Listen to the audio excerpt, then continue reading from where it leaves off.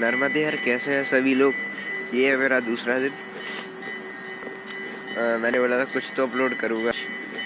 तो आप अभी नोटिस कर रहे होंगे इंस्टाग्राम पर सॉरी इंस्टाग्राम पर काफ़ी नोटिस कर रहे होंगे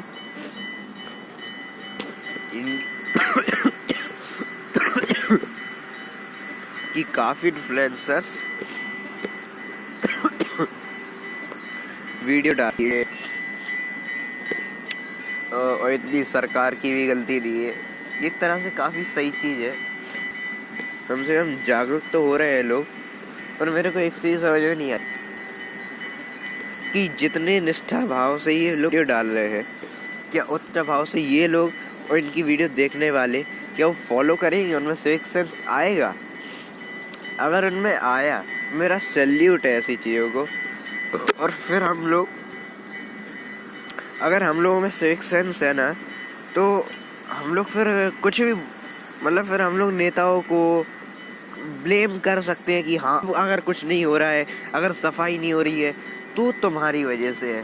पर अगर हो हम लोगों में सिविक सेंस ही नहीं है तो उनको ब्लेम कैसे कर सकते हैं? हम ही लोग गंदा कर रहे हैं उसमें, है? बताइए ना। और सिविक सेंस का मतलब सिर्फ ये नहीं होता है कि तुम अपने कोई हाथ से कचरा फेंको मत।